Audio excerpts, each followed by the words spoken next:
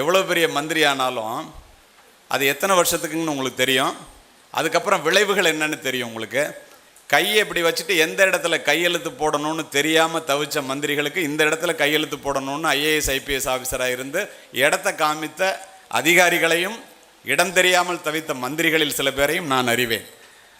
படிக்கலேன்னு கண்ணீர் விட்டு கதறிய மந்திரிகளை எனக்கு தெரியும்.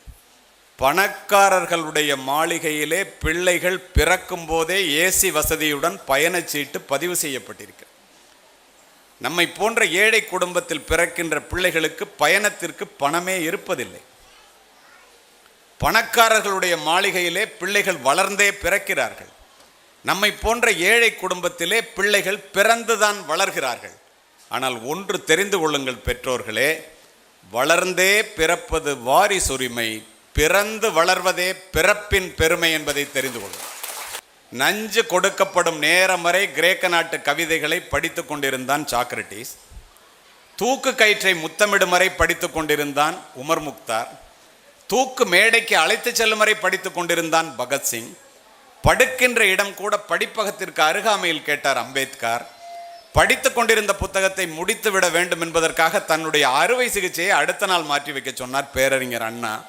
35 ஆண்டுகள் நூலகத்திலே மூழ்கி மூலதனம் எனும் கம்யூனிஸ்ட் வேதாந்தத்தை கண்டுபிடித்தான் கார்ல் மார்க்ஸ். படித்தால் மட்டுமே பாரதத்தால் பாராள முடியும் என்று எல்லா இடத்துலையும் சொல்லி சொல்லி செத்தே போனார் அப்துல் கலாம். அரிஸ்டாட்டிலுடைய மாணவன் அலெக்சாண்டர் குதிரை எடுத்துட்டு அலெக்சாண்டரே போகிறான். ரொம்ப படித்தவன். போய் அவன் வீட்டில் போனால் கூரை வீட்டுக்கு முன்னால் புத்தகத்தை பிரித்து வச்சு சூரிய வெளிச்சத்தில் படிச்சுட்டு இருக்கான். தாமஸ் ஆல்வா எடிசன் பிறக்கல, பல்பெல்லாம் கண்டுபிடிக்கல. காலையில் படிச்சுட்டு இருக்கிறப்ப அந்த இடத்துல கொண்டு போய் குதிரையை நிறுத்துறான். புத்தகத்திலிருந்து கண்களை அகற்றாமல் டயோஜனீஸ், சூரிய ஒளி என்னுடைய புத்தகத்திலே பட்டு நான் படித்து கொண்டிருக்கின்றேன், குதிரையின் நிழல் மூலமாக அதை மறைக்கின்ற முட்டாளே குதிரையை அகற்றி நிறுத்துங்கிறான். யார? அலெக்சாண்டரை. மிரண்டு போன அலெக்சாண்டர் குதிரையை நகர்த்தி நிறுத்திட்டு இறங்குறான். டயோஜனீஸ் எந்திரிக்கிறான். எதுக்காக என்னை பார்க்க வந்த, உனக்கு என்ன வேணும்னு யார்கிட்ட கேட்குறான்? உலகத்தை ஜெயித்த அலெக்சாண்டர்கிட்ட. அவன் சொல்கிறான், ஒரே ஒரு கேள்வி தான்டா, நான் உலகத்தையே ஜெயித்த அலெக்சாண்டர், நீ கூரை வீட்டில் உட்காந்துட்டு ஒரு புத்தகத்தை படிச்சுட்டு இருக்க, இங்கே இவ்வளோ மக்கள் இருக்காங்களே, என்னை பார்க்காம உன்னை பார்க்க வர்றாங்களே ஏண்டான்னு கேட்குறான். அதுக்கு டயோஜனீஸ் சொல்கிறான், இதற்காகவா இவ்வளவு தூரம் வந்தாய்? நீ உன்னுடைய வாளின் கூர்மையினால் இந்த மண்ணை வென்றவன், நான் என்னுடைய நூலின் கூர்மையினால் என்னை வென்றவன். மண்ணை வென்ற உன்னை விடுத்து தன்னையே வென்ற என்னை பார்க்க வருகிறார்களடா முட்டாளேன். ஒரு சாதாரண நரேந்திரனை விவேகானந்தராக மாற்றியது என்னுடைய தாய் என்று விவேகானந்தர் எழுதுகிறார். ஒரு சாதாரண மோகன்தாஸை மகாத்மாவாக மாற்றியது என்னுடைய தாய் என்று சத்திய சோதனை புத்தகத்திலே மகாத்மா பதிவு செய்கின்றார்.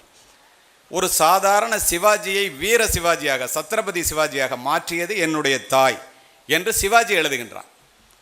Abdul Kalam sir Saint Joseph காலேஜுக்கு பேச வந்திருந்தார். நான் எஸ்பி, கலெக்டர் சவுண்டையா 2 பேரும் போயிருந்தோம். அவரை தங்கியிருந்த ரூமெல்லாம் கொண்டு போய் எங்கிட்ட காமிச்சிட்டு இருந்தார். நான் கேட்டேன் அவர்கிட்ட, எப்படியா இப்படி ஒரு எளிமை, இப்படி ஒரு ராமநாதபுரத்திலே வீடு வீடாக பேப்பர் போட்டு கொண்டிருந்த அப்துல் கலாம் என்ற சிறுவன் இந்தியாவினுடைய முதல் குடிமகனாக உயர்ந்ததற்கு காரணம் என்னன்னு கேட்ட பாருங்க. ஒரே வார்த்தையில் தாய் அப்படின்னார். தாமஸ் ஆல்வா எடிசன் தன்னுடைய நோட்டு புத்தகத்தை எடுத்து எழுதுகின்றான், உலகத்திலேயே மூளை வளர்ச்சி இல்லாத முட்டாளாக பிறந்த என்னை உலகத்திலேயே அறிவாளியாக மாற்றியது என்னுடைய ஏழை தாய் என்று எழுதுகின்றான்.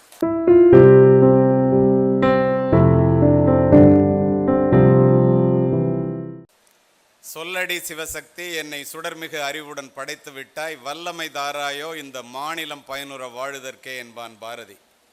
அப்படி நல்லதொரு வீணையாக உருவாக்கப்பட்ட இந்த சிபிஎஸ்இ பள்ளியிலே படிக்கின்ற இந்த மாணவ மாணவிகள் நலங்கட புழுதியிலே எரிந்துவிடாமல் அவர்கள் வாழ்க்கையிலே ஒளி மிளிர வேண்டும் என்ற உன்னத நோக்கத்தோடு அன்னசத்திரம் 1000 வைத்தல், ஆலயம் 10000 வைத்தல், பின்னருள்ள தர்மங்கள் யாவும் பெயர் விளங்கி ஒளிர நிறுத்தல், அன்ன யாவினும் புண்ணியம் கோடி ஆங்கோர் ஏழைக்கு எழுத்தறிவித்தல் பாரதி. அப்படி இந்த பகுதியை சேர்ந்த சாமானியர்களுக்கு எழுத்தறிவிக்க வேண்டும் என்ற நோக்கத்தோடு இப்படி ஒரு சிபிஎஸ்இ பள்ளியை ராஜராஜன் என்ற பெயரிலே ஆரம்பித்து அதனுடைய இயக்குனராக என்னை தொடர்ந்து தொடர்பு கொண்டு நான் உங்களிடம் பேசுவதற்கு காரணமாக அமைந்து இங்கு அமைதியாக அமர்ந்திருக்கின்ற மரியாதைக்கும் மதிப்பிற்கும் உரிய நண்பர் ஜெயப்பிரகாசன் அவர்களே, ஆணும் பெண்ணும் நிகரெனக் கொண்டால் அறிவிலோங்கி இவ்வையம் தழைக்கும், எட்டும் அறிவெனில் ஆணுக்குங்கே பெண் இளைப்பிள்ளைகான் என்று இந்த சிபிஎஸ்இ பள்ளியினுடைய முதல்வராக இந்த மேடையிலே அமர்ந்திருக்கின்ற திருமதி சகாயமேரி அவர்களே,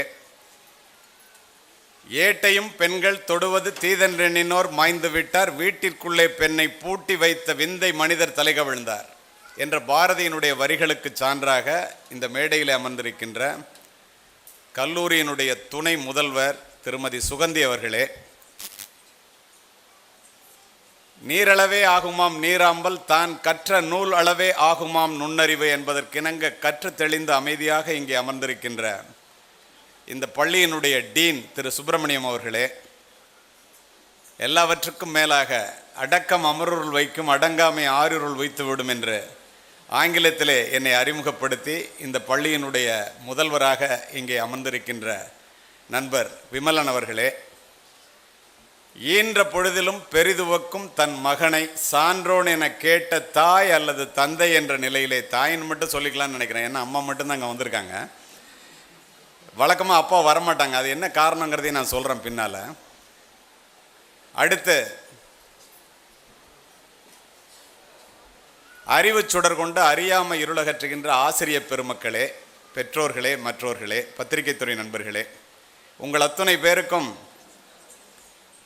இந்த கிராண்ட் பேரண்ட்ஸ் மீட் என்று ஒரு கூட்டத்தை ஏற்பாடு செய்து அதில் என்னை அழைத்து பேச பணித்தமைக்கு என்னுடைய முதற்கண் நன்றியை தெரிவித்துக் கொள்கின்றேன். இது ஒரு நல்ல முயற்சின்னு நினைக்கிறேன். நான் எத்தனையோ வேலைகளுக்கு இடையில் இந்த நாளிலே, அதுவும் ஓய்வு நாளிலே இங்கு வந்த நீங்கள் இந்த அரங்கத்திலிருந்து வெளியேறும்போது நிச்சயமாக வந்தது ஒரு உபயோகமான ஒன்று என்ற எண்ணத்தோடு வெளியேறுவீர்கள் என்பதை மட்டும் கூறி என்னுடைய உரையை துவங்குகின்றேன்.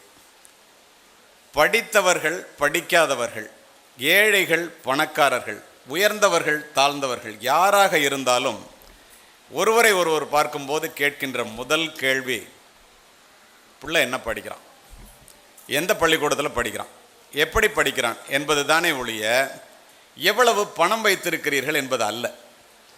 ஏன் அப்படி? பணத்தை தேடி ஓடிக்கொண்டிருக்கின்ற இந்த காலகட்டத்திலே பணத்தை மீறி கல்விக்கு அப்படி என்ன சிறப்பு? நம்ம எல்லாரும் இந்த கல்வியினுடைய முழுமையான பொருளை அறிந்திருக்கிறோமா என்றால் என்னை பொறுத்தவரை இல்லை என்றே சொல்வேன். ஏன் அவ்வாறு கூறுகின்றேன் என்றால், ஒரு நல்ல சிபிஎஸ்இ பள்ளியில் படிக்க வைக்கணும், நல்ல எண்ணம் தான். நீட்டு ஜேஇ எல்லாம் போய் அப்பியர் ஆகணும்னாக்கா சிபிஎஸ்இ பள்ளியில் படித்தா தான் முடியும். ஆங்கிலத்திலே பிள்ளைகள் 5 நிமிடம் 2 நிமிடம் பேசுவதை பார்த்து இந்த பெற்றோர்களுக்கு ஏற்பட்ட மகிழ்ச்சியை முகத்திலே பார்த்து நான் உள்ளபடியே வியந்து போனேன். அதுவும் மகிழ்ச்சி தான். ஏன்னா பிழைப்பதற்கு ஆங்கிலம் தேவை, எங்கே போனாலும் ஆங்கிலம் வேணும், இருவேறு கருத்துக்கு இடமே இல்லை. ஆனால் அத்துணை பெற்றோர்களுக்கும் ஒன்று சொல்லிக் கொள்கின்றேன், பிழைப்பதற்காக பிள்ளைகளுக்கு ஆங்கில பள்ளியிலே சேர்த்து படிக்க வையுங்கள், தவறில்லை. தயவு செய்து வாழ்வதற்காக தாய்மொழி தமிழை சொல்லிக் கொடுப்பதை மறந்து விடாதீர்கள். ஏன் அவ்வாறு கூறுகின்றேன் தெரியுமா? யாமறிந்த மொழிகளிலே தமிழ் மொழி போல் இனிதாவது எங்கும் காணோம், யாமறிந்த புலவரிலே கம்பனைப் போல் வள்ளுவனைப் போல் இளங்கோவைப் போல் பூமிதனில் யாங்கனுமே பிறந்ததில்லை. உண்மை, வெறும் புகழ்ச்சி இல்லை. குருடர்களாய் செவிடர்களாய் ஊமையராய் வாழுகின்றோம், சேமமுற வேண்டுமெனில் தமிழ் முழக்கம் தெருவெல்லாம் செழிக்கச் செய்வீர்னா. 381 ஆண்டுகள் பழமையான பெருமையுடைய ஹார்வர்டு யூனிவர்சிட்டியில் உலகத்தில் உள்ள 7902 மொழிகளிலே 7 மொழிகளை தேர்வு செய்கின்றார்கள். உலகிலேயே மூத்த முதன் மொழி என்று. ஒன்று சமஸ்கிருதம், ஒன்று லத்தீன், அடுத்தது கிரேக்கம், அடுத்தது சைனம், அடுத்தது பாரசீகம், அடுத்தது ஹீப்ரு, அடுத்தது தமிழ். இந்த 7 மொழிகளிலே மற்ற 6 மொழிகளுக்கும் மூத்த தாய்மொழி தமிழ் என்று முடிவு செய்து அதில் இருக்கை அமைவதற்காக 40 கோடி ரூபாய் பணம் தேர்வு செய்து இந்த வருடத்திலே ஹார்வர்டு யூனிவர்சிட்டியிலே தமிழ் இருக்கை அமைய இருக்கின்றது. உலகத்திலே, நான் உலகம் முழுவதும் சென்று உரையாற்றுபவன், உலகத்திலே 6 நாடுகள் தமிழ் மொழியை அரசு மொழியாக அங்கீகரித்திருக்கிறது.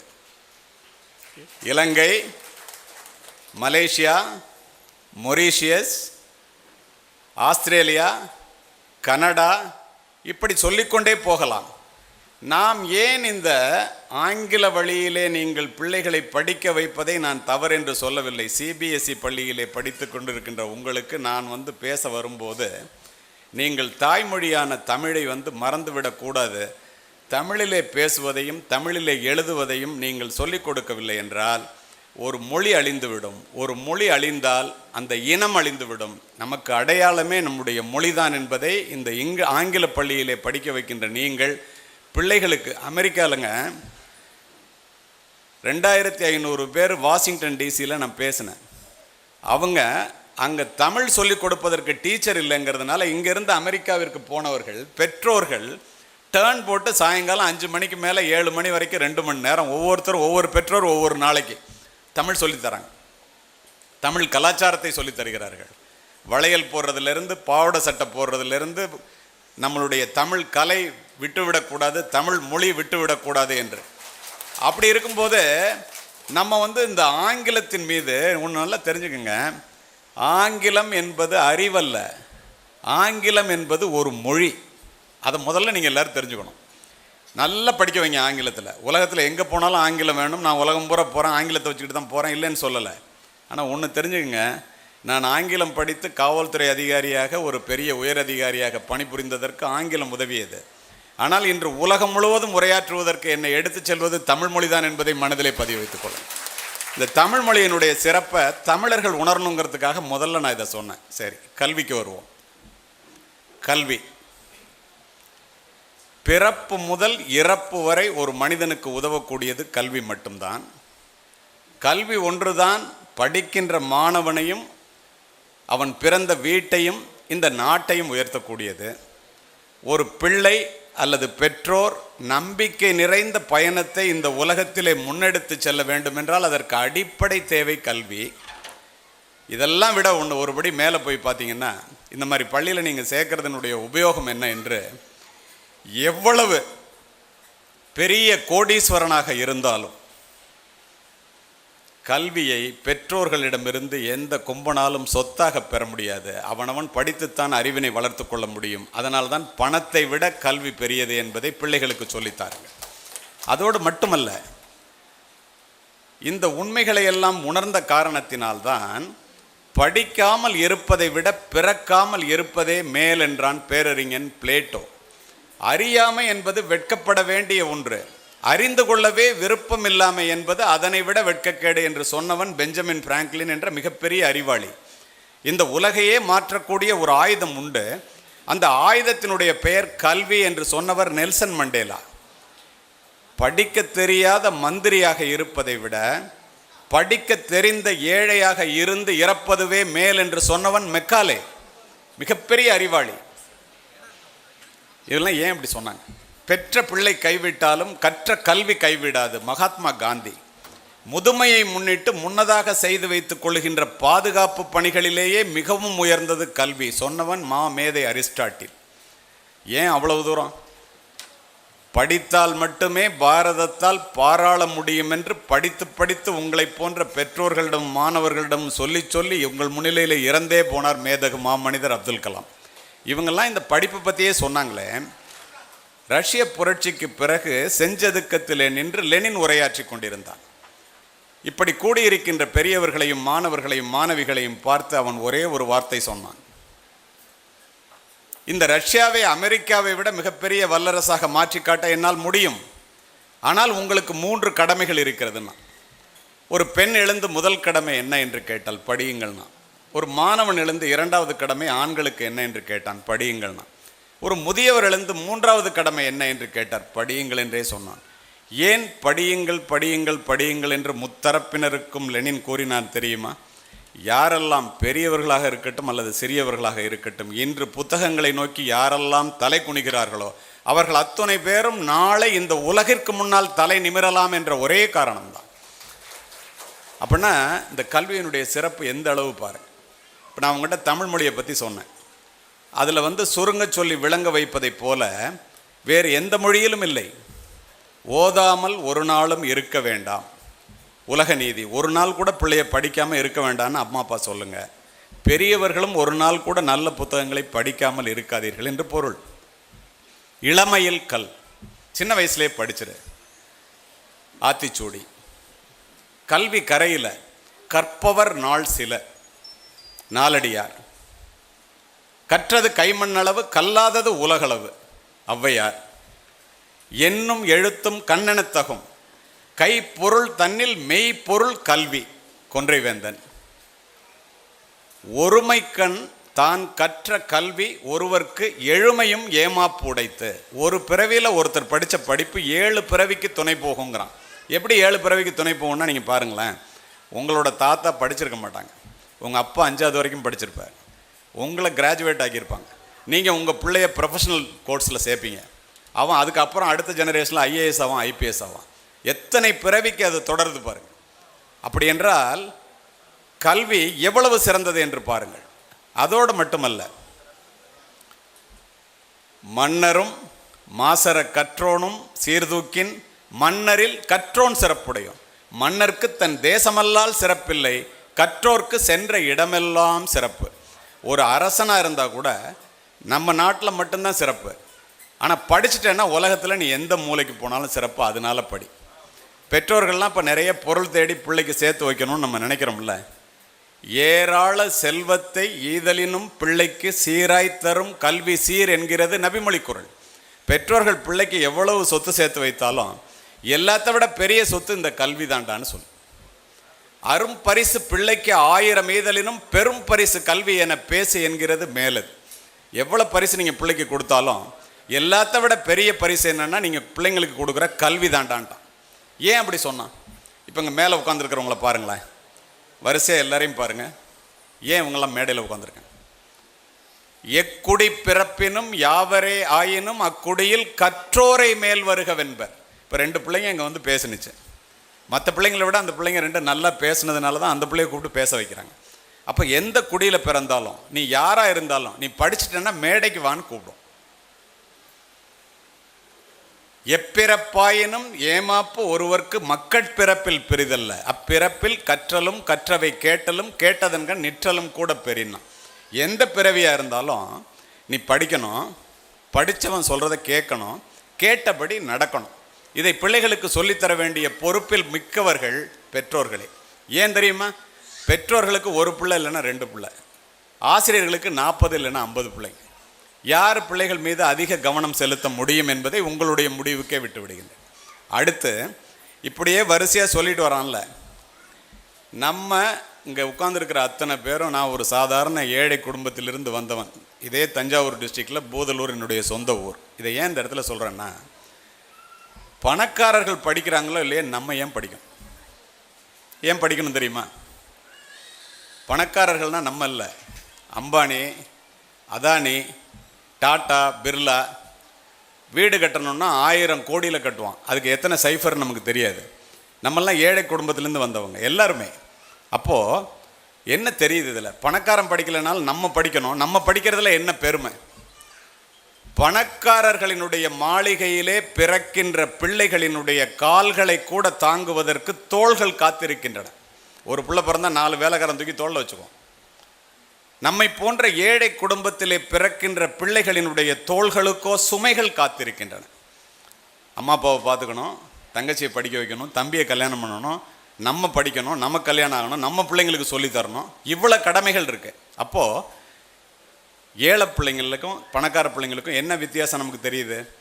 பணக்காரர்களுடைய மாளிகையிலே பிள்ளைகள் பிறக்கும் போதே ஏசி வசதியுடன் பயணச்சீட்டு பதிவு செய்யப்பட்டிருக்கு. நம்மை போன்ற ஏழை குடும்பத்தில் பிறக்கின்ற பிள்ளைகளுக்கு பயணத்திற்கு பணமே இருப்பதில்லை. பணக்காரர்களுடைய மாளிகையிலே பிள்ளைகள் வளர்ந்தே பிறக்கிறார்கள். நம்மை போன்ற ஏழை குடும்பத்திலே பிள்ளைகள் பிறந்துதான் வளர்கிறார்கள். ஆனால் ஒன்று தெரிந்து கொள்ளுங்கள் பெற்றோர்களே, வளர்ந்தே பிறப்பது வாரிசுரிமை, பிறந்து வளர்வதே பிறப்பின் பெருமை என்பதை தெரிந்து கொள்ளுங்கள். இந்த பிறப்பின் பெருமையை அடையக்கூடிய வாய்ப்பு பெற்றவர்கள் நாம் மட்டுமே. பணக்காரர்கள் மகாலட்சுமியால், பணத்தால் பிறரை ஆளும்போது, நம்மை போன்ற ஏழைகள் சரஸ்வதியால், கல்வியால் மட்டுமே பிறரை ஆள முடியும். இப்போ நானாக இருக்கட்டும், மாவட்ட ஆட்சித்தலைவராக இருக்கட்டும், கலெக்டராக இருக்கட்டும், இந்த மாவட்டங்களை பல ஆண்டுகள் எஸ்பியாகலாம் வேலை பார்த்தோமே, ஆட்சி செய்தோமே, எப்படி? பணத்தை வைத்து கொண்டா? கல்வியை வைத்து கொண்டு தானே? அப்படி என்றால் அரியாசனத்தில் இருப்பவர்களிடம் சரியாசனம் தருவது கல்வி. எவ்வளவு பெரிய ஆளா இருந்தாலும். எல்லா நலமும் ஈந்திடும் கல்வி இல்லா வீடு இருண்ட வீடுங்க. படிப்பிலார் நிறைந்த குடித்தனம் நரம்பில் துடிப்பிலார் நிறைந்த சுடுகாடுங்க. அறிவே கல்வியாம் அறிவிலா குடும்பம் நெறிகாணாமல் நின்றபடி விழும். நாம் பாரதிதாசன். என்ன அர்த்தம்? ஒரு குடும்பம் இருக்கும், ஊரில் பணக்காரனாக இருப்பான். அவன் வச்சிருக்க பணத்தில் அவன் பணக்காரன் நினைப்பான். பிள்ளை அதை பார்ப்பான், நம்ம அப்பாட்ட நிறைய பணம் இருக்குது, நம்ம படிக்க வேண்டாம்னு நினைப்பான், படிக்க மாட்டான். அடுத்த ஜெனரேஷனில் அந்த குடும்பம் இருக்கிற இடம் தெரியாமல் போயிடும். நெறி காணாமல் நின்றபடி விழும்னா. ஏழை குடும்பமாக இருக்கும், பிள்ளைங்க பொறுப்பை உணர்ந்து நல்லா படிக்க வச்சுருப்பாங்க, பிள்ளைங்க நல்லா படிப்பான். ஆலமரத்தை போல விழுது விட்டு வளரும். அப்படின்னா இந்த கல்வியினுடைய சிறப்பு என்பது வேலைக்கு போய் பணம் சம்பாதிக்கிறதுக்காக மட்டும் இல்லை. கல்வியினுடைய சிறப்பு கடலளவு பெரியது. அந்த கல்வியை கொடுப்பதற்காக இது போன்ற பள்ளிகளிலே நீங்கள் வந்து சேர்க்கின்றீர்கள். இது கல்வியினுடைய பெருமை. படிக்கலைன்னா என்ன ஆகும்? கல்வி இல்லாமையே அனைத்து துன்பங்களுக்கும் ஆணிவேர். கல்வி இல்லாததால் அறிவை இழந்தோம், அறிவு இல்லாததால் வேலையை இழந்தோம், வேலை இல்லாததால் சொத்தை இழந்தோம், சொத்து இல்லாததால் ஏழைகளானோம். அப்போ அந்த ஏழைகளாக இல்லாமல் நம்ம வந்து மேலே வரணும், நம்ம முன்னுக்கு வரணும். அப்படின்னா முதல்ல நீங்கள் இப்போ யாரோ படிக்காத ஒரு சில பேர் அல்லது படிக்காத மந்திரிகள்லாம் வந்து பெரிய பணக்காரன் ஆயிடுறானே அப்படின்லாம் நீங்கள் நினைக்காதீங்க. எவ்வளோ பெரிய மந்திரி ஆனாலும் அது எத்தனை வருஷத்துக்குன்னு உங்களுக்கு தெரியும். அதுக்கப்புறம் விளைவுகள் என்னன்னு தெரியும் உங்களுக்கு. கையை இப்படி வச்சுட்டு எந்த இடத்துல கையெழுத்து போடணும்னு தெரியாமல் தவிச்ச மந்திரிகளுக்கு இந்த இடத்துல கையெழுத்து போடணும்னு ஐஏஎஸ் ஐபிஎஸ் ஆஃபீஸராக இருந்து இடத்த காமித்த அதிகாரிகளையும் இடம் தெரியாமல் தவித்த மந்திரிகளில் சில பேரையும் நான் அறிவேன். படிக்கலேன்னு கண்ணீர் விட்டு கதறிய மந்திரிகளை எனக்கு தெரியும். அப்போது அதெல்லாம் இல்லை. உண்மையான செல்வம் என்பது கல்வி. கையெழுத்து போடக்கூட கல்வி அறிவு இல்லாமல் உங்கள் கட்டை விரல் முத்திரையில் கதைகளெல்லாம் நடக்குதுன்னு பட்டுக்கோட்டை கல்யாண சுந்தரம் எழுதினார். நம்மளுடைய வறுமைக்கு என்ன காரணம்னு சொல்கிறாரு பாரதி. பாருங்க, கால் வயிற்று கஞ்சி இல்லார். இதன் காரணம் என்னதுன்னா அறிவும் இல்லார். நீ படிக்காததாண்டா உன் வறுமைக்கு காரணம். அது கூட இந்த முட்டா பசங்களுக்கு தெரியலையே. தோழர் ஜீவா அதை விட அருமையாக சொல்லுவார். என்ன சொல்லுவார்? காலுக்கு செருப்பும் இல்லை, கால் வயிற்று கூழும் இல்லை, பாலுக்கு உழைத்தோமடா பசையற்று போனோமடாம். அப்படின்னா இந்த கல்வியினுடைய வளமை. பெரியவர்கள் நிறைய பேர் இங்கே அமர்ந்துருக்கிறீங்க. உங்கள் பிள்ளைகள் அதுவாக புத்தகத்தை எடுத்து படிக்கணும்னா, நீங்கள் சொல்லாமலே படிக்கணும்னா நீங்கள் ஒன்று செய்யணும். வாளினுடைய கூர்மையும் நூலினுடைய கூர்மையும் மட்டுமே இந்த நாட்டை ஆள்கிறது. காலப்போக்கிலே வாளினுடைய கூர்மை முனைமழுங்கி நூலினுடைய கூர்மை மட்டுமே விஞ்சி நிற்கின்றது. கூர்தீட்டப்படாத எதுவுமே முனைமழுங்கி போய்விடும். நம்முடைய மூளையும் அவ்வாறே. பெரியவர்களாக இருந்தாலும் கூட நம்முடைய மூளை கூர்தீட்டப்பட வேண்டும் என்றால் நல்ல புத்தகங்களை முதலில் நாம் படிக்க வேண்டும். நாம் அறிவாளிகளாக ஆக வேண்டும் என்று எல்லோரும் நினைக்கின்றோம். நமக்கு நிறைய ரோஜா பூக்கள் வேண்டும் என்றால் நிறைய ரோஜா செடிகளை நட வேண்டும். நமக்கு நிறைய அறிவு வேண்டும் என்றால் நிறைய புத்தகங்களை படிக்க வேண்டும். யார் படிக்கிறோம்? அதுக்கு நமக்கு சம்மந்தம் இல்லை. பட்டப்படிப்பு முடிந்தவுடன் புத்தகங்களை தூக்கி மூலையிலே எறிந்துவிட்டு படிப்பு முடிந்ததாக யாரேனும் நினைத்து கொண்டோமே ஆனால் காலப்போக்கிலே வாழ்க்கையிலே தோல்வி அடைவோம். இந்த உண்மைகளை அணிந்த காரணத்தினால்தான் என்ன செய்கிறாங்க? இந்த உண்மையை தெரிஞ்சவன்லாம் இப்போ இன்றைக்கி நம்ம பெரிய ஆட்கள்னு யாரெல்லாம் பேசுகிறோம் நீங்கள் பாருங்களேன். நஞ்சு கொடுக்கப்படும் நேரம் வரை கிரேக்க நாட்டு கவிதைகளை படித்து கொண்டிருந்தான் சாக்ரட்டிஸ். தூக்கு கயிற்றை முத்தமிடும் வரை படித்து கொண்டிருந்தான் உமர் முக்தார். தூக்கு மேடைக்கு அழைத்து செல்லும் வரை படித்து கொண்டிருந்தான் பகத்சிங். படுக்கின்ற இடம் கூட படிப்பகத்திற்கு அருகாமையில் கேட்டார் அம்பேத்கர். படித்து கொண்டிருந்த புத்தகத்தை முடித்து விட வேண்டும் என்பதற்காக தன்னுடைய அறுவை சிகிச்சையை அடுத்த நாள் மாற்றி வைக்க சொன்னார் பேரறிஞர் அண்ணா. 35 ஆண்டுகள் நூலகத்திலே மூழ்கி மூலதனம் எனும் கம்யூனிஸ்ட் வேதாந்தத்தை கண்டுபிடித்தான் கார்ல் மார்க்ஸ். படித்தால் மட்டுமே பாரதத்தால் பாராள முடியும் என்று எல்லா இடத்துலையும் சொல்லி சொல்லி செத்தே போனார் அப்துல் கலாம். இவங்கெல்லாம் ஏன் எல்லாரையும் படிக்க சொன்னாங்க? அவங்க மாணவர்களை மட்டும் படிக்க சொல்லி எல்லாரையும் படிங்க, நல்ல புத்தகங்களை படிங்கன்னு ஏன் சொன்னாங்க? நீங்கள் ஒன்று பாருங்களேன். பகத்சிங்கை 5 மணிக்கு தூக்கில் போடணும். 4:30 மணிக்கு போய் ஜெயில் சூப்பரண்டு உன்னை தூக்கில் போடணும் வாடா அப்படின்னு கூப்பிட போகிறார். அவன் ஒரு புத்தகத்தை வச்சு படிச்சுட்டு இருக்கான். வியந்து போன ஜெயில் சூப்பரண்டு, ஏன்டா நான் அரை மணி நேரத்தில் சாக போகிறேன், இப்போ ஏன்டா படிக்கிறேன்னு கேட்குறாரு. அவன் சொல்கிறான், ஒரே வார்த்தையில் பதில் சொல்கிறான், நீ என்னை தூக்கில் போட போகிறல்ல, இதனோட அருமை உனக்கு தெரியாதியா? லெனினுடைய வாழ்க்கை சரிதத்திலே கடைசி அத்தியாயத்தை படித்து கொண்டிருக்கின்றேன், இதை முடிச்சுட்டு தான் வருவேன், வெயிட் பண்ணுட்டான். அப்போ தான் ஜெயில் சூப்பரண்ட் அந்த ரூமை பார்க்குறான், ரூம் முழுக்க புத்தகம். ஏன்டா எல்லாத்தையும் நீ படிச்சுட்டியான்னு கேட்குறான். எந்த புத்தகத்தை வேண்டுமானாலும் எடுத்துக்கொள், என்ன கேள்வி வேண்டுமானாலும் கேட்டு பாருங்கிறான். ஜெயில் சூப்பரண்ட் அட்டென்ஷன் ஆகி அவனுக்கு ஒரு சல்யூட் அடிச்சுட்டு அரை மணி நேரம் கழிச்சு உன்னை வந்து அழைச்சிட்டு போகிறேன்னான்னு போயிட்டான். அண்ணாதுரை புரூக்லின் ஹாஸ்பிட்டலில் ஆப்ரேஷன் புத்தகத்தை படிச்சுட்டு இருக்காரு. டாக்டர் வர்றாரு நைட்டு ஆப்ரேஷன் ஃபிக்ஸ் பண்ணுறதுக்கு, டைம் ஃபிக்ஸ் பண்ணுறதுக்கு. அண்ணாதுரை சொல்கிறார், ஒரு நாள் ஆப்ரேஷனை தள்ளி வச்சுக்க முடியுமான்னு கேட்குறாரு. பயப்படாதீங்க, நான் அனஸ்தீசியா கொடுத்தா ஆப்ரேட் பண்ணுவேன், வலிக்காதுங்கிறார். அதுக்கு சொல்லலையா, ஒரு நல்ல புத்தகத்தை நான் படிச்சுட்டு இருக்கேன், இதை படித்து முடிச்சுட்டு செத்தா கூட பரவாயில்ல, அதனால அடுத்த நாள் வச்சுக்க முடியுமான்னு கேட்டேன். நீ எத்தனை புத்தகம் படிக்கணுமோ படியா, அதுக்கப்புறம் ஆப்ரேஷனை வச்சுக்கிறேன்ட்டு போயிட்டார். அப்படின்னா நம்ம பிள்ளைங்க எப்படி படிக்கிறாங்க? நம்ம ஏதாவது படிக்கிறோமா? இவன் என்னடா நம்மளை வந்து படிக்க சொல்கிறானே நீங்கள் நினைக்கலாம், வேடிக்கையாக இருக்கும் உங்களுக்கு. ஆனால் நீங்கள் 4 நாளைக்கு புத்தகத்தை எடுத்து படித்து பாருங்கள், உங்கள் பிள்ளை தன்னால் புத்தகத்தை எடுத்துகிட்டு போய் வந்து உட்காரும். அப்போது இந்த கல்வியினுடைய அருமையை நாம் உணர்ந்திருக்கிறோமா என்றால் இல்லை என்று தானே அர்த்தம். அதோட மட்டும் இல்லைங்க, இந்த படிப்பு என்ன செய்யும்? பிக்காசோவினுடைய ஓவியத்தை விட, பீத்தோவனினுடைய குசையை விட, ஹியூகோவினுடைய ஒரு வாக்கியம், கதையினுடைய ஒரு கடைச்சொல், கம்பனினுடைய ஒரு செய்யுள், பாரதியினுடைய ஒரு பாட்டு, கண்ணதாசனினுடைய ஒரு வரி நம்முடைய வாழ்க்கையே புரட்டி போடும். Anyone who stops learning is old. Whether this happens in 20 or 80, it is immaterial. Anyone who keeps on learning not only remains young but becomes more valuable regardless of their physical capacity. அப்போது படிக்கிறவன் எவனாக இருந்தாலும் அவனுக்கு என்னைக்கா இருந்தாலும் மரியாதை உண்டு. நம்ம படித்தாதான் நம்ம பிள்ளைங்க படிக்கணும்னு தெரியும், நம்ம நல்லா படித்தாதான் பிள்ளைங்களுக்கு சொல்லித்தர முடியும். இந்த வேலைகளில் நீங்கள் ஒவ்வொன்றையும் பார்த்தீங்கன்னா, இந்த கல்வி அந்த காலத்தில் உள்ளவங்கெல்லாம் பிள்ளைகளை நல்லா வளர்க்க முடிஞ்சுச்சு. எது ரைட்டு எது தப்புன்னு சொல்லி கொடுத்தாங்க. நம்மளால் அது செய்ய முடியல. ஏன்னு பார்த்தீங்கன்னா, அலெக்சாண்டர் மாசிடோனியா அரண்மனையில் இராணுவ உடையோடு நின்று கொண்டிருக்கின்றான். உலகத்தை ஜெயித்த அலெக்சாண்டர். அந்த ஊரில் அவனுடைய நாட்டு மக்கள் வரிசையாக வர்றாங்க, எல்லாரும் தன்னை பார்க்க வர்றாங்கன்னு ட்ரெஸ் எல்லாம் சரி பண்ணிட்டு நிற்கிறான்.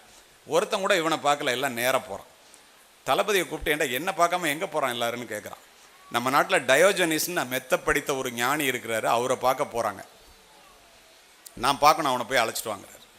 தளபதி குதிரை எடுத்துகிட்டு போகிறான். நடந்த சம்பவம். போய் கூப்பிட்றான். ஏன்னு கேட்குறான். மன்னர் ஒன்று அழைச்சிட்டு வர சொன்னாருங்கிறான். எதுக்காகன்னா, நீ வந்து மன்னரை பாரு அப்படின்னா. நான் மன்னரை பார்க்கணும்னு சொல்லலையேன்னா. இல்லை, மன்னர் ஒன்றை பார்க்கணுன்னு சொன்னாருங்கிறான். அப்படின்னா அவரை வர சொல்கிறாங்கிறான். இவன் போய் எப்படி சொல்கிறது? போய் சொல்கிறான். அரிஸ்டாட்டிலுடைய மாணவன் அலெக்சாண்டர். குதிரை எடுத்துகிட்டு அலெக்சாண்டரே போகிறான், ரொம்ப படித்தவன். போய் அவன் வீட்டில் போனால் கூரை வீட்டுக்கு முன்னால் புத்தகத்தை பிரித்து வச்சு சூரிய வெளிச்சத்தில் படிச்சுட்டு இருக்கான். தாமஸ் ஆல்வா எடிசன் பிறக்கல, பல்பெல்லாம் கண்டுபிடிக்கல. காலையில் படிச்சுட்டு இருக்கிறப்ப அந்த இடத்துல கொண்டு போய் குதிரையை நிறுத்துறான். புத்தகத்திலிருந்து கண்களை அகற்றாமல் டயோஜனிஸ், சூரிய ஒளி என்னுடைய புத்தகத்திலே பட்டு நான் படித்து கொண்டிருக்கின்றேன், குதிரையின் நிழல் மூலமாக அதை மறைக்கின்ற முட்டாளே, குதிரையை அகற்றி நிறுத்துங்கிறான். யார? அலெக்சாண்டரை. மிரண்டு போன அலெக்சாண்டர் குதிரையை நகர்த்தி நிறுத்திட்டு இறங்குறான். டயோஜனிஸ் எந்திரிக்கிறான். எதுக்காக என்னை பார்க்க வந்தால், உனக்கு என்ன வேணும்னு யார்கிட்ட கேட்குறான்? உலகத்தை ஜெயித்த அலெக்சாண்டர்கிட்ட. அவன் சொல்கிறான், ஒரே ஒரு கேள்வி தான்டா, நான் உலகத்தையே ஜெயித்த அலெக்சாண்டர், நீ கூரை வீட்டில் உட்காந்துட்டு ஒரு புத்தகத்தை படிச்சுட்டு இருக்க, இங்கே இவ்வளோ மக்கள் இருக்காங்களே, என்னை பார்க்காம உன்னை பார்க்க வர்றாங்களே, ஏண்டான்னு கேட்குறான். அதுக்கு டயோஜனிஸ் சொல்கிறான், இதற்காகவா இவ்வளவு தூரம் வந்தாய்? நீ உன்னுடைய வாளின் கூர்மையினால் இந்த மண்ணை வென்றவன், நான் என்னுடைய நூலின் கூர்மையினால் என்னை வென்றவன். மண்ணை வென்ற உன்னை விடுத்து தன்னையே வென்ற என்னை பார்க்க வருகிறார்களடா முட்டாளேன். ஒரு நிமிஷம் அலெக்சாண்டர் யோசிக்கிறான். அப்போ சொல்கிறான், உன்னுடைய வாளின் கூர்மையினால் வாழ்க்கையை இழந்தவர்கள் கோடி பேர், என்னுடைய நூலின் கூர்மையினால் வாழ்க்கையை அடைந்தவர்கள் கோடானு கோடி பேரடா, அதனால தான் உன்னை பார்க்காம என்ன பார்க்க வர்றாங்கன்னு அலெக்சாண்டர் அட்டென்ஷன் ஆகி சல்யூட் அடிச்சுட்டு போயிட்டான். நீ தாண்டா புத்திசாலி. அப்போ நாம் எங்கே தவறுகின்றோம்? கருத்துலக பெரியவர்களினுடைய கனமான அறிவுரைகள் புத்தகங்களிலே கொட்டி கிடக்கின்றன. அவற்றை படிப்பதன் மூலமும் அதன்படி நாம் நடப்பதன் மூலமும் நம் பிள்ளைகளுக்கு சொல்லித் தருவதன் மூலம் மட்டுமே நாம் பிள்ளைகளை பெரியவர்களாக மாற்ற முடியும். சரி, இப்போ இவ்வளோ பெற்றோர்கள் இருக்கீங்க, பெற்றோர்களுக்காகவே பேசணும்னு கூப்பிட்ட இடத்துல கல்வியினுடைய அருமை பெருமைகளை நீங்கள் புரிந்து கொண்டால்தான் பெற்றோர்களுக்கு நான் சொல்லுவது உங்களுக்கு முழுமையாக அறிந்து கொள்ள முடியும் என்பதனால் இவ்வளவு நேரம் அதை சொன்னேன். பெற்றோர்கள் பிள்ளைகளை, எல்லா அம்மா அப்பாவும் பிள்ளைங்களை பெரிய ஆளாக ஆக்கணும் அப்படின்னு நம்ம நினைக்கிறோம். சில பேர் ஆக்கிறோம், ஆனால் நிறைய பேரால் ஆக்க முடியல. எங்கே தவறுகின்றோம்? இப்போ இந்த இடத்துல நான் பார்த்தேன், உங்கள்கிட்ட பார்த்தோன்னு சொன்னேன், நிறைய அம்மாக்கள் தான் உட்காந்துருக்குறாங்க, அப்பா இல்லைன்னு. இந்த அப்பாலாம் வாழ்க்கையில் பணம் சம்பாதிக்கிறது தான் வாழ்க்கையில் மிகப்பெரிய விஷயம்னு எல்லாருமே நினச்சிட்டு இருக்காங்க. 1000 வருஷத்துக்கு முன்னாடி தமிழ் இலக்கியத்தில் பிள்ளை புத்திசாலியாக வளரணும், ஜெயிக்கணும் உலகத்தைன்னா என்ன செய்யணும்னு சொல்லியிருக்கான், யாருடைய கடமைன்னு சொல்லியிருக்கான். என்ன சொல்லியிருக்கான் தெரியுமா? ஈன்று புறந்தருதல் என் தலை கடனே, சான்றோனாக்குதல் தந்தைக்கு கடனே. புறநானூறு 1000 வருஷத்துக்கு முன்னாடி. பெற்று கொடுப்பது தான் தாயினுடைய வேலை. அவனை பெரியவனாக்குவது, அறிவுள்ளவனாக்குவது, பண்புள்ளவனாக்குவது அப்பாவோட வேலைடான்னு 1000 வருஷத்துக்கு முன்னாடி சொல்லியிருக்கு. இது எத்தனை அப்பாவுக்கு தெரியும், இல்லை எத்தனை அம்மாவுக்கு தெரியும்? ஒன்று. ஏன்னா காலையில் பிள்ளைய படிக்க வைக்கிறது, ஸ்கூலில் கொண்டு வந்து விடுறது, அழைச்சிட்டு போகிறது, டீ போட்டு கொடுக்குறதுலேருந்து புள்ள கரெக்டாக பரிச்சை எழுதுறானான்னு பார்த்து 24 மணி நேரமும் பதட்டத்தோடு பரிச்சை எழுத வைக்கிறது அம்மாவுடைய வேலைன்னு எல்லா அப்பாவும் நினச்சிட்டு இருக்காங்க. அது தப்பு அப்படிங்கிறத நீங்கள் அம்மாலாம் தெரிஞ்சுக்கிட்டா தான் நாளைக்கு உங்கள் கணவர்கிட்ட சொல்ல முடியும். அதோடு இல்லை, தந்தை மகற்கு ஆற்றும் நன்றி அவையத்து முந்தி இருப்ப செயல்னா. அப்பா பிள்ளைக்கு செய்கிற நன்றின்னா உதவின்னு சொல்ல, நல்ல கவனிங்க. அதே நேரத்தில் பிள்ளை தந்தை காற்றும் உதவி இவன் தந்தை என்னோற்றான் கொள் என்னும் சொல்லணும். பெரிய ஆச்சரியமாக இருந்துச்சு எனக்கே படிக்கும்போது. ஏண்டா அப்பாலாம் முதுகெலும்பொடிய பாடுபட்டு முழு வயிறு காணாமல் பிள்ளைகளை வளர்க்க வேண்டும் என்று இந்த பாடுபட்டு பிள்ளைங்களை வளர்க்குறாங்க. ஆனால் அதை நன்றின்னு சொல்கிறானே வள்ளுவன், ஏன் உதவின்னு சொல்லலைன்னு பார்த்தா, எந்த பிள்ளையாவது இந்த அம்மா அப்பாட்ட தான் பிறக்கணும்னு வரம் கேட்குதா? பிள்ளை வரம் கேட்டவர்கள் நாம். நம்முடைய பரம்பரை செழிக்க வேண்டும், நம்மளுடைய குடும்பம் தழைக்க வேண்டும், நாம் பிள்ளையை பெற்று பெற்றோராக உயர வேண்டும் என்று வரம் கேட்டு நீ பிள்ளையை பெற்றேன்னா அந்த பிள்ளைய அறிவுள்ளவனா பண்புள்ளவனா வளர்த்து எடுக்கிறது நீ அவனுக்கு செய்கிற உதவி இல்லடா, நன்றின்ட்டான். அப்போ இந்த எல்லா அப்பாவும் இதை தெரிஞ்சுக்கணுமா இல்லையா? இதை ஏன் சொல்கிறேன்னா, பிள்ளை 100க்கு 100 அல்லது 200க்கு 200 +2 மார்க் வாங்குதுன்னு வச்சுங்க, ஃபோட்டோகிராஃபர் ஃபோட்டோ எடுக்க வர்றாங்கன்னு வச்சுங்க, கேக் விட்றாங்கன்னு வச்சுங்க, அம்மாவுக்கு முன்னாடி அப்பா முதல்ல நிற்பார். என்ன சொல்லுவார் தெரியுமா? பாத்தியாடி என் பிள்ளை எவ்வளோ புத்திசாலின்னு. இதே புள்ள உருப்படாமல் போயிட்டான்னு வச்சுங்க, என்னடி பிள்ளைய வளர்த்துருக்க. இந்த வேலை அந்த அப்பாலாம் செய்யக்கூடாதுங்கிறதுக்காக தான் இதை சொன்னேன். அம்மாலாம் சந்தோஷம் நான் சொன்னோன்னே. அம்மாவெல்லாம் விட்டு வைக்கல. எந்த குழந்தையும் நல்ல குழந்தை தான் மண்ணில் பிறக்கையிலே, அது நல்லவராவதும் தீயவராவதும் அன்னை வளர்ப்பினிலேன்னு. அப்போது இதுலேருந்து நமக்கு தெரிஞ்சுக்கிறது என்ன? புறப்படும் போது எல்லா காற்றும் பூங்காற்றே, அது புயலாக மாறுவதும் தென்றலாக வீசுவதும் சூழ்நிலையை பொறுத்ததே. அந்த சூழ்நிலையை உருவாக்கி கொடுப்பவர்கள் பெற்றோர்களே. எங்கே தவறுறோம்? ஈன்ற பொழுதிலும் பெரிதுவக்கும் தன் மகனை சான்றோன் என கேட்ட தாய் அல்லது தந்தை என்ற நிலையிலே கனவுகளோடு இங்கே அமர்ந்திருக்கின்றீர்களே பெற்றோர்களே. பிள்ளைகள் நன்றாக வளர்ந்து விட்டால் அதை பார்த்து மகிழ்ச்சி அடைவதும் தினம் தினம். பிள்ளைகள் பொய் சொல்லுபவர்களாக, குற்றம் புரிந்தவர்களாக, தவறி போய்விட்டால் அதை பார்த்து தினம் தினம் கண்ணீர் வடிக்கின்ற பெற்றோர்களை காவல்துறை முன்னாள் உயர் அதிகாரியாக தினம் தினம் நான் பார்த்திருக்கின்றேன். எல்லா அம்மா அப்பாவும் பிள்ளையை நல்லா வளர்க்கணும்னு நினைக்கும் போது சில பேர் தோற்று போகிறமே. ஏன்? நல்லா கேட்டுக்குங்க. குடும்பம்தான் பிள்ளைகளினுடைய முதல் வகுப்பறை. பெற்றோர்கள் தான் பிள்ளைகளினுடைய முதல் ஆசிரியர்கள். இந்த இடத்துல நம்ம எங்கே தவறுறோம்னா, ஒரு அம்மா நல்ல பிள்ளைகளை வளர்க்குற அம்மா எப்படி இருக்கிறாங்க, அப்பா எப்படி இருக்கிறாங்க, தவறான பிள்ளைகளை வளர்க்குற அம்மா அப்பா எப்படி இருக்காங்கன்னு சொல்கிறேன். இது உளவியல் ரீதியான கருத்தை இது போன்ற காரைக்குடியில் இந்த இடத்துல இத்தனை பெற்றோர்கள் இருந்திருக்கிற இடத்துல ஒரு நல்ல உள்வாங்கக்கூடிய சக்தியோடு அமைதியாக கேட்டுக்கொண்டிருக்கின்ற உங்களிடம் வாழ்க்கையில் ஒரு மாற்றத்தை உண்டாக்க வேண்டும் என்பதற்காக இதனை பதிவு செய்கின்றேன். இந்த இடத்துல ஒன்று சொல்கிறேன் உங்களுக்கு. ஒரு சாதாரண நரேந்திரனை விவேகானந்தராக மாற்றியது என்னுடைய தாய் என்று விவேகானந்தர் எழுதுகிறார். ஒரு சாதாரண மோகன்தாஸை மகாத்மாவாக மாற்றியது என்னுடைய தாய் என்று சத்திய சோதனை புத்தகத்திலே மகாத்மா பதிவு செய்கின்றார். ஒரு சாதாரண சிவாஜியை வீர சிவாஜியாக, சத்ரபதி சிவாஜியாக மாற்றியது என்னுடைய தாய் என்று சிவாஜி எழுதுகின்றான். அப்துல் கலாம் சார் வந்து சென்ட் ஜோசப் காலேஜுக்கு பேச வந்திருந்தார். நான் எஸ்பி, கலெக்டர் சவுண்டையா 2 பேரும் போயிருந்தோம். அவரை தங்கியிருந்த ரூமெல்லாம் கொண்டு போய் என்கிட்ட காமிச்சிட்டு இருந்தார். நான் கேட்டேன் அவர்கிட்ட, எப்படியா இப்படி ஒரு எளிமை, இப்படி ஒரு ராமநாதபுரத்திலே வீடு வீடாக பேப்பர் போட்டு கொண்டிருந்த அப்துல் கலாம் என்ற சிறுவன் இந்தியாவினுடைய முதல் குடிமகனாக உயர்ந்ததற்கு காரணம் என்னன்னு கேட்ட பாருங்க. ஒரே வார்த்தையில் தாய் அப்படின்னார். என்னோட அம்மாங்கிறார். இவங்கெல்லாம் இப்படி சொல்கிறாங்களே, அந்த அம்மாலாம் படிக்காதவங்க, அந்த அம்மாலாம் வசதி இல்லாதவங்க, அவங்கெல்லாம் இப்படிப்பட்ட பெரிய மனிதர்களை உண்டாக்கினார்கள்.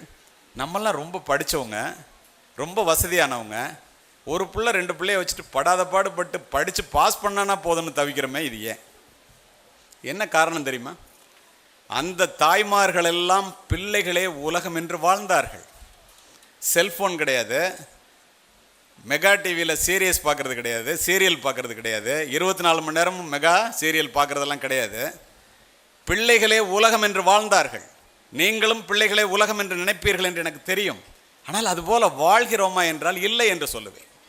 எந்த இடத்துல தவறுறோன்னா, ஒவ்வொரு பிள்ளையும் பெற்றோர்களிடம் வந்து, எல்லா பிள்ளைகளும் பெற்றோர்களிடம் அணைகிறது, வந்து அணையும். எந்த பிள்ளைகள் ஜெயிக்குதுன்னா, எந்த பெற்றோர்கள் பிள்ளைகளிடம் அதிக நேரத்தை செலவு செய்கின்றார்களோ அந்த பிள்ளைகள் மட்டும்தான் ஜெயிக்குதுங்கிறான் உளவியல் ரீதியாக. ஒன்று சொல்கிறேன் உங்களுக்கு, உண்மையான கருத்து.